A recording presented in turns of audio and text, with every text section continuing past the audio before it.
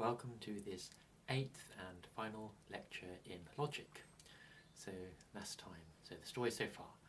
For the last few lectures we have been using propositional logic and predicate logic to formally prove the validity of some arguments. However, what happens if the argument is invalid? It will then be impossible to produce a formal proof showing its validity. But how do we know such an argument is invalid rather than it just having a really difficult proof? Well, this is where truth tables can sometimes be useful. Now, the advantage of truth tables is that they can establish the invalidity of an argument, though sometimes they do have disadvantages because truth tables can sometimes be rather unwieldy. So the main idea behind truth tables is that the truth table of certain compound statements is a function of the truth values of the atomic statements that make them up. So a compound statement is said to be truth functional if its truth value is completely determined by the truth value of the atomic statements that compose it. So here is an example of a truth table. So we have 4 rows. So we have the atomic statements here, these columns here with specifying the values of the atomic statements P and Q, and we also have the compound statement not P or Q. So the truth table has 1 column for each atomic statement and 1 column for each compound statement we are considering, and each row specifies particular truth values for the atomic statements and the corresponding truth values for the compound statement. So in this example, for instance, if we have P is true and Q is true, then we find that not P or Q is going to be true. Like for this line, if we have P is true and Q is false, then this compound statement not P or Q is going to be false. Likewise, if P is false and Q is true, then we can have not P or Q is going to be true, and if P is false and Q is false, then not P or Q is going to be true. So the logical operators not, and, or, implies, and if and only if each have their own truth tables. So these are as follows.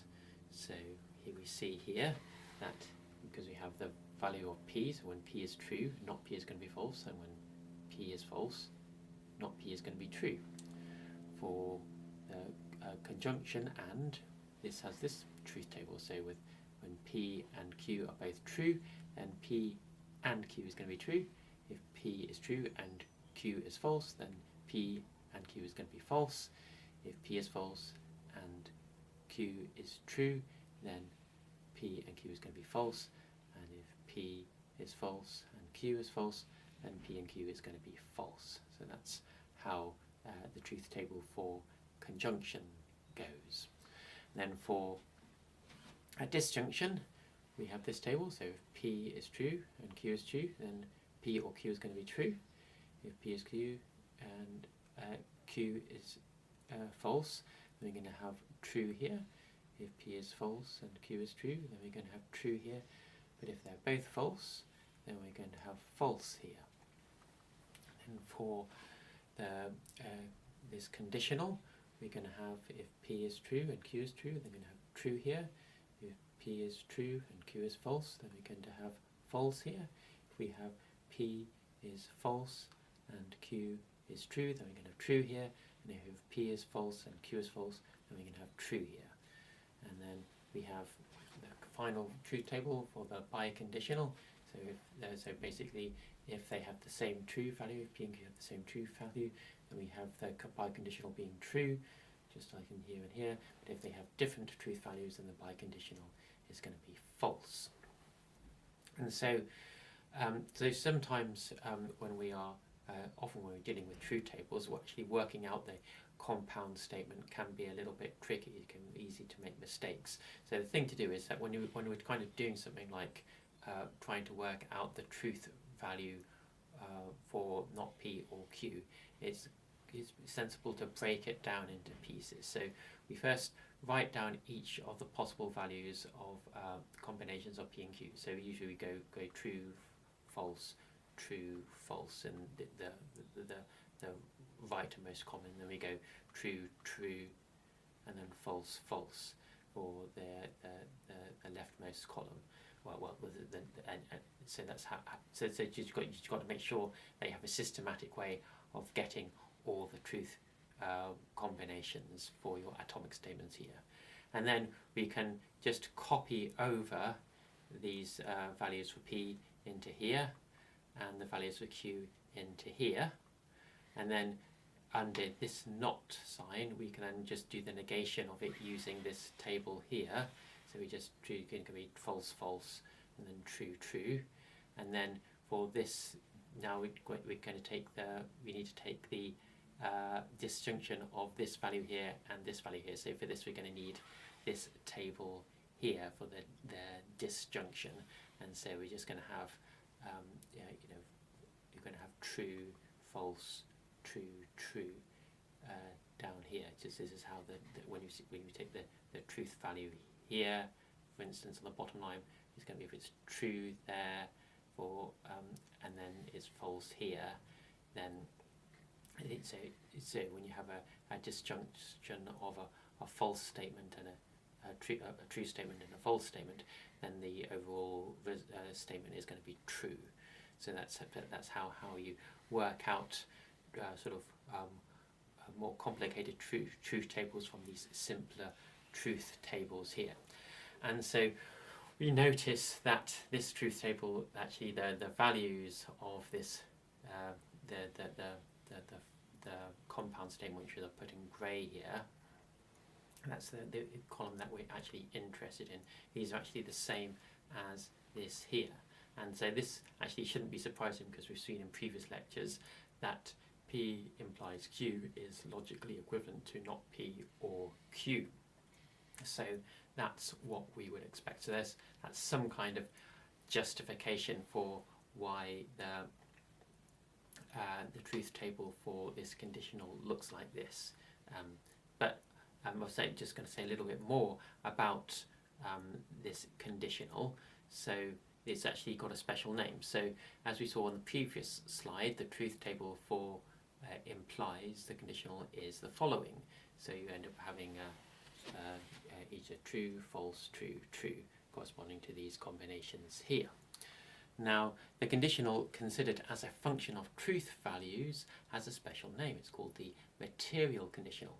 Now, the material conditional is a conditional that is false only when its antecedent is true and its consequent is false. So if you remember that the P here is going to be the antecedent and the Q here is the consequent, and it's only false on this line when the antecedent is true and the consequent is false.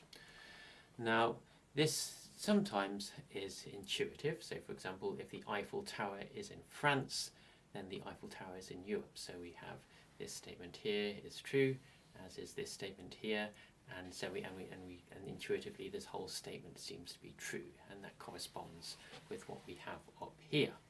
And likewise, if we say that if the Eiffel Tower is in France and then the Eiffel Tower is in the USA, well, this statement is true and this statement is false, and this seems like a false statement. So this is false and it agrees with what we have here in our truth table.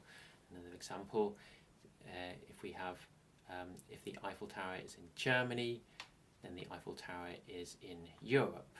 So, well, this is false and this is true, but it does seem that, well, if the Eiffel Tower were in Germany, then it would be in Europe. So it seems like this is a true statement, and that corresponds to what we have in the truth table here. And the final example, if the Eiffel Tower is in Ohio, then the Eiffel Tower is in the United States of America. So again, that this is false and this is false. But if the Eiffel Tower was in Ohio, then it would be in the United States of America. So it does seem that this is true. However, sometimes the material implication can be a little bit unintuitive. So let's consider this example. If 1 plus 1 equals 2, then the Eiffel Tower is in France.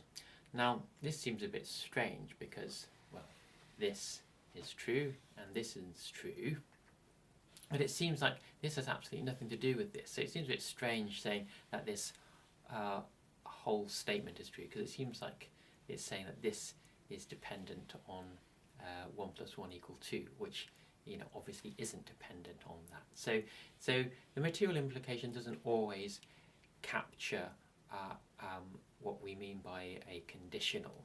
So although this is true according to the material implication truth table, it's doesn't seem to be true in our intuitive way in which we think conditionals work. So this is how material implication is not exactly the same as what we intuitively think of conditionals when we're just speaking in normal language. It's a bit like, I guess it's like when we talk about the disjunction in normal English language. Disjunction usually means either or but not both, whereas in logic it means either or. It can be both as well. So this is kind of one of the slight anomalies in material conditional. And this is another example here. So if the Eiffel Tower is in Ohio, then it is in Europe. So again, this is seems like if it was in this is false and this is true, but it seems like if this statement as a whole would be false, that if it was in Ohio, it would be in the United States, not in Europe. So, but the mirrored material conditional says it's going to be true here, but we might say, we're inclined to say that this statement is actually false. And just another example, if the Eiffel Tower is in Germany, then it is in the USA. So this is false, and so is this false. And we think that the whole statement would be false as well. That this just sounds absurd the way it is expressed. But here, according to the material conditional, it would be true. So it does seem a little bit strange in these examples, but it seems much more intuitive in these examples here. But the thing is, despite the material conditional being sometimes unintuitive, we find that when the truth table method, which we'll look in the next slide, is applied to arguments, it nicely corroborates our belief in the validity of intuitive inference rules such as modus ponendo ponens and modus tollendo tollens. So what is the truth table method? So the truth table method enables us to determine whether or not an argument is valid. So consider the argument. So not P is our first premise, and P implies Q as our second premise, and then conclusion not P as, and we'll recognise this. This is just a modus tollendo tollens. So this should be, we recognise this as a valid argument. And of course, a valid argument is one in which, when all the premises are true, then it necessarily follows that the conclusion has to be true as well. And so what we do is we draw our truth table. So we have our columns for the atomic statements, and we have the columns for a column here for the first premise, and a column here for our second premise, and then we have a column here for the conclusion. And so we need to put in the values for our atomic statements. So we have every single combination here for P and Q, and then we work out what all these are going to be, because this is just going to be the negation of this. So it says true, false, it's going to be false, true here, and so we just remember what we have on the truth table for the material conditional. There's going to be true, false, true, and then this is just going to be the negation of everything in here. So we're going to always have true, false here. We're going to have false, true here. And so we need to consider where all the premises are true. And we're going to mark them like this. It's only this line where all the premises are true. And the reason why we're interested in this is because valid arguments are ones where all the premises are true, whenever the premise is true, the conclusion necessarily has to be true. So we're only actually interested in situations where both premises are true. And so what we notice that if the conclusion is true for each of these lines, the argument must be valid, because then it follows that if the premises are true, then it is necessary that the conclusion is true. It's not possible for the conclusion to be false, and that's the definition of validity. On the other hand, if the conclusion is false for any of these lines, then the argument is false, because then you have all your premises being true and your conclusion being false, and that's must mean that the argument is invalid. So that's the kind of reason why we are interested in the lines where all the premises are true. And so in this case here, this is going to be a valid argument, because it's only this line where all the premises are true, and in which case the conclusion is true. So it necessarily follows in this particular example that the truth of the conclusion necessarily follows from the truth of the premises. Now let's consider another example though. So if we have not P as our first premise, then P implies Q as our second premise, and if we draw the conclusion not Q, then we should actually recognize this as an invalid argument. So it's an argument that famously invalid argument called denying the antecedent. So this is a invalid argument. So now how do we use the truth table to see this? So we can draw our truth table, put in all our values here, and now we consider where are the lines in which all the premises are true, and so these bottom two lines here. But we notice now that in this line here that we have two true premises, that not P is true, and P implies Q is true in this line, but the conclusion not Q is false. So here we have an example of the truth of the conclusion not following from the truth of the premises. So that must mean that this is an invalid argument. So let's consider some more complicated examples. So let's determine whether this argument is valid. So the first premise is E implies P or S. And the second premise is not P or not S, and the conclusion is not E. So how would we use the truth table method to assess the validity of this argument? Well, first we have to draw our truth table, because now we have our columns here for the atomic statements E, P and S, and we notice that we're going to need a lot more columns now, because we have to go so basically you have to go T false, true, false, true, false, true, false, true, false, and then you go true, true, false, false, true, true, false, false, and then you go true, true, true, true, true, and then false, false, false, false, false. And so we have every single combination of E truth values for E, P and S now. And then what we can do is we have these are our premises here, and we put in we're going to, because these are kind of slightly complicated, this grey column here is going to be the actual value of the whole of the this premise here, the first premise, and this value here, this grey column here, is going to specify the truth value of the second premise, and this column here is going to specify the truth value of the conclusion.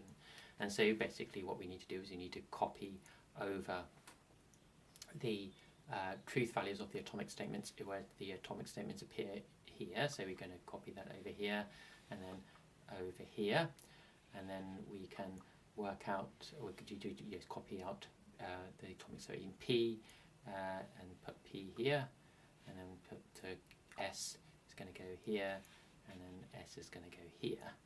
And now we're in a position where we can actually use our disjunction table to find out what this is. So the disjunction, so we put the value of the disjunction under the disjunction sign here. So this is like when P is true and S is true, then we get P or S is true. So we just put that down here, and then when we're kind of calculating the conditional here, we are using this value here under the E and this value here under the disjunction sign, the or sign. So whenever we have, like when you have true here and true here, then we're going to have true here, because that's what we see in the material implication truth table. So you can just so it's only going to be false when you have like true here and false here. So that's it's only when for a material implication, it is only when the antecedent is true and the consequent is false that the material implication is false. And then we can use it like the rule for the truth table for negation to find out the values in here. They're just going to be the opposite of what's under P, and likewise for this column here, just use the negation. It's just going to be the opposite of what it is for S.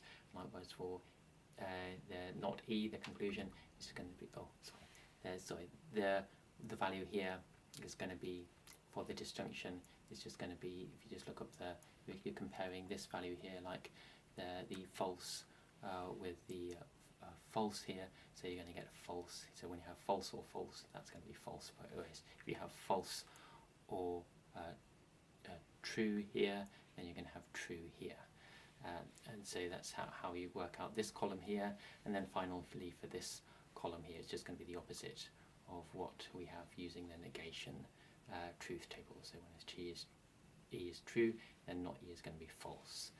And so now what we want to look at, we want to look at all the lines where we're interested in these grey columns here.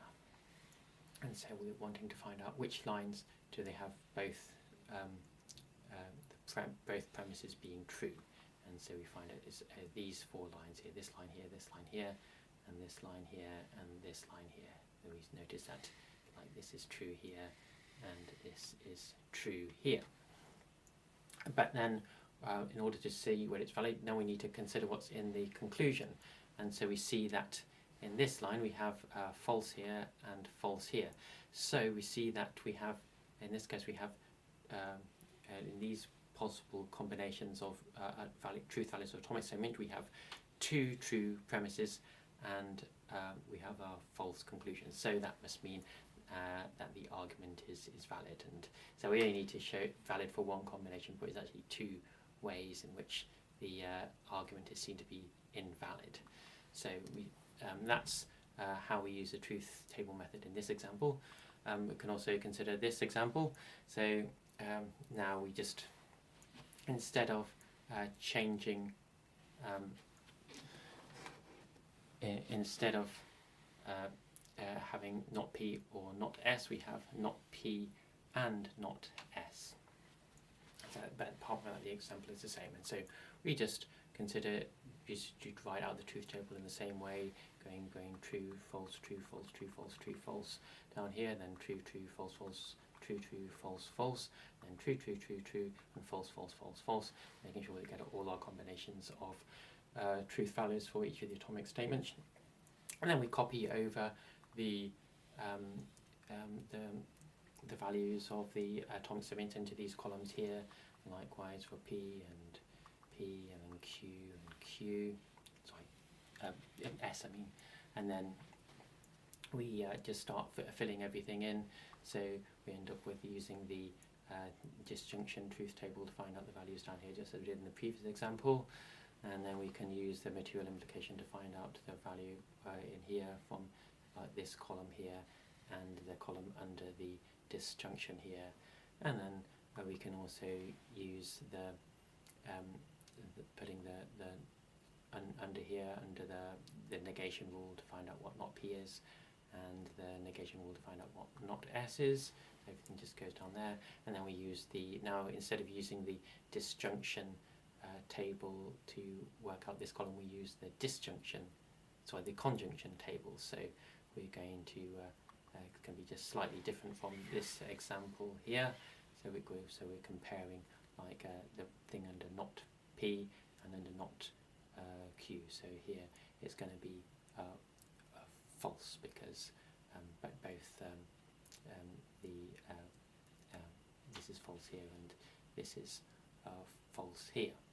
And so we just carry on going down there, and then we look at all the lines in which both premises are true, and it's actually, in this case, we actually see it's only the bottom line where both the premises are true, but also we notice that in this case the conclusion is also true, so this must mean that this argument is valid. And so notice that when there were only one atomic statement, we needed 2 lines. So that's like in the case of the negation truth table. There's only 2 lines in that because you have one column, so you just consider the P can either be true or false. That's all you need to consider. Whereas if you had 2 atomic statements, such as in the disjunction, then you have to consider P and Q and all their values, so they can have 4 combinations, possible values. That's 2 times 2 lines that you need to consider in your truth table. And like in these examples here, we have 3 atomic statements and we have 8 lines here, which is 2 times 2 times 2. And if we had 4 atomic statements, then would need 16 lines. So you can see that very quickly with more and more atomic statements, it's going to get huge tables to work out the validity of these arguments. And so the general rule is if you have n lines in your n atomic statements that you're in your argument, then you're going to need what's called this 2 to the power n. That's 2 times 2 sort of n times. So so that your truth table grows what's called exponential growth. That's with the number of atomic statements that you have. So, but there is actually a better way of working out the validity of arguments, and this is by using what's called abbreviated truth tables. So we notice that when we are using truth tables to evaluate the validity of arguments, if there are more than 4 lines, it can become impractical. However, since we are only interested in determining whether there are any lines in which all the premises are true and the conclusion is false, we can determine the validity of an argument without needing to write out every single line.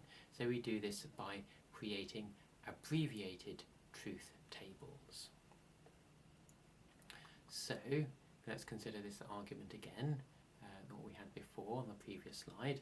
So now all we need to do is what we're trying to do is we're just trying to make this premise true and this premise true and this conclusion false. So can we do this? How are we able to choose the values of the atomic statements so that this holds? So we're going to try and do this. So we see, with the conclusion, if the conclusion is to be false, then E, the atomic statement, has to be true. So we put true here under E, put true down here. And also we can put true in here. And so we see that, we know from the material implication, if we had a false here, then this would be false. But since it's got to be true, we must have true here. And so, so where do we go here? We have various choices in which we could put the various ways in which this could be true. So maybe we just take a guess and just guess that P is true. So we put P and just maybe S is false. And so we can put these in here, true under P and false under S. And then we can just fill in, see what happens when you try filling in the rest of the table. So you put true down here for P and false down here for S, and then this is going to be false and this is going to be true. And so, what we find out, that seems to be okay, because we have a false here and a true here, and we have true here because it's a disjunction, and we have a true here and a true here and a true here for the material implication. That all seems fine, and we have a false here. So what we have actually, we found out that we have a truth table where we can judiciously choose the values of the atomic statements to get 2 true premises and a false conclusion. So just by doing that, we see that the argument is invalid. So we don't need to write out the whole truth table because we know what we're looking for, so we don't need to look in places where we know it's not going to find any helpful information. Then let's consider the other example that we did. So here we have, instead of having the disjunction here, we have the conjunction here. So again, we write out just the atomic statements and the propositions, the premises and the conclusion. And so here again we want to put true in each of the premises and false in the conclusion. And again we're forced by this rule to take E has to be true if this is to take place. So we put true down here and we put true here. And then we know that, well, in this case, if this has got to be true, then this has to be false here, and this has to be true here, and this has to be true here, because we have true here. So because of how conjunctions work, so that you have to have both arguments of the conjunction have to be true. So that determines what P has to be. So P must be false, and S must be false as well. So we can put these in here as well. False, false, and then we have to put false here because now we know what P is false here and S is false. But then what happens is because of how disjunctions work, you're going to have when the disjunction of two false statements is false, so you have false here. But now we have a problem because we see that we have we have a true for the value of E, and we have a false here.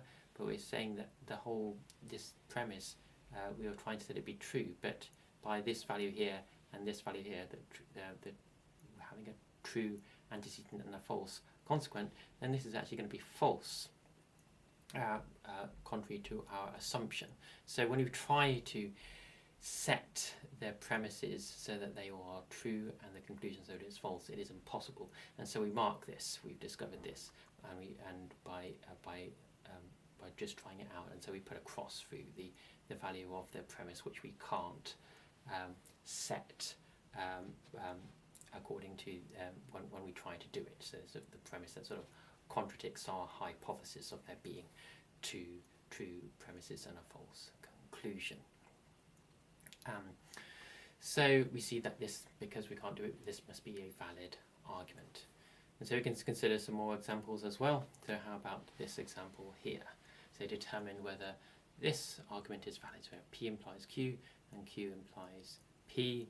So therefore P if and only if Q. Now that seems, obviously that's going to be true. This is just how biconditional works. If you remember the biconditional equivalence rule.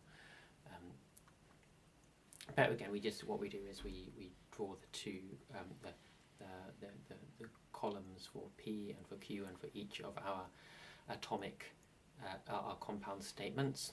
But here we notice that we actually have put in two rows here. But because what happens, we want to set the premises to being true and the conclusion to being false. The thing is, there's several ways in which we can actually do this. We need to try them all out. So in this particular example, so when we set for this to be false, then they have to both have the same truth values. They have the distinct truth values if this is to be false. So this is going to be true here for this to be false. And so we put in P equals false and Q equals true here, and then we put in false and true here, and we have true and false here. But now we notice that we have a true here and a true here and a false here under this implication. But this should actually be false, but we hypothesized that it was going to be true. So we find out that it's not possible to get to true all our premises true and our conclusion false with the values of P and Q being false and true respectively. But we needed to consider. Can't just consider this example. We need to consider the other example as well. So when we have the P being true and Q being false, so we need to try that out as well. And so when you substitute in the values here and put them in here, in here, and in here, and here. Now we see that we have, for this case here, we have P being true and Q being false under this implication. So this, according to the truth table for material implication, this should be false here, but we've hypothesized that it's going to be true. So again, it's not possible to show the invalidity of the argument with P being false and Q being true. So we see that this argument must be valid. It's not possible to set both atomic statements to be true and the conclusion to be false. And just one more example. Here we're determining whether this argument is valid. So the first premise is not A and B implies C. All this implies D as our first premise, and then we have E or not D as our second premise, and we have not E as our third premise, and then we have therefore A and not B or C as our conclusion. So here we have 5 atomic statements, so that would mean 2 times 2 times 2 times 2 times 2, that's 32 lines if we're going to do it with the full truth table. That would be quite unwieldy. But with the abbreviated truth tables, it's relatively quick in this case. But it's still, you have to be careful to make sure that you consider all the situations. So we have our atomic statements here, and we want to set this premise to be true here, and true here, and false here for our conclusion. And so we try. So we consider how would we make the conclusion false. So we could first suppose that if A is true, then then it must follow that not B or C must be false, and so we're actually forced to this by choosing A to be true. Then we're forced to choose the other values of B and C. So we're going to have not B has to be false, because this is false. So not B has to be false here, and so that means that B is true. So but B, the values would be in the other places, and then C, that also has to be false. So we put false under. So false, B has to be false. So B has to be true and C has to be false. And so also we see that now looking at this line here under not E. So when you have when we see here, now we have the values here, we can actually start filling in the rest of this here. So from now we can work out this. Now we know that what A, B, and C are in this case. We can work out the value of this compound statement. So this is going to be false here, and so the whole thing is going to be true. Sorry, no, so we couldn't work out the whole of it. We can work out this part of the compound statement, because we still need to know what D is to work out the whole of the compound statement. But we can quickly find out what D is going to be in this case, because from this column here for the premise not E, this must mean that E has to be false. So we put false where all the E's appear, and now we see that this argument here, so we have false here for E, and because we have true here, then this must mean that not D has to be true, which must mean that D has to be false. So we put D equals false everywhere in our truth table. And so now when we look at this, we actually see that, well, because we have the value of the antecedent is going to be true here, and the value of the consequent D is false. So what we should have is that's going to be false, but we hypothesize that it's going to be true. So we find out that it's not possible with setting A to be true for us to have all our premises true and our conclusion false. And then we have, but we needed to consider all examples. So this is what happens when you consider A to be true. But if you consider A to be false,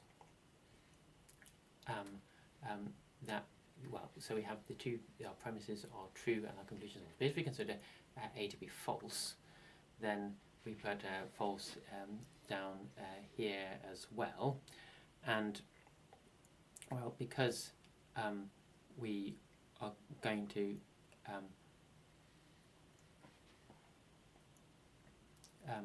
so once this is, when we know that A is false here, then it's then we know that A and anything else is here. We don't need to know what this is going to be, but we know that this is going to be the conjunction is going to be false, because you only need one of the conjuncts for the whole conjunction to be false. So we know this is going to be false here, and so that must mean that this is going to be true here.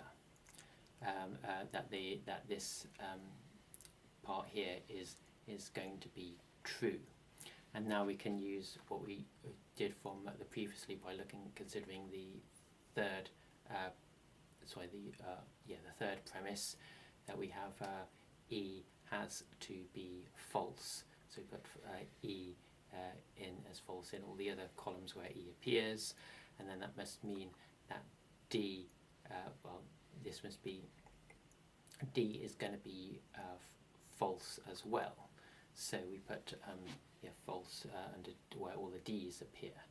And so, again, as in the previous example, we find that we have a true antecedent and a false consequent.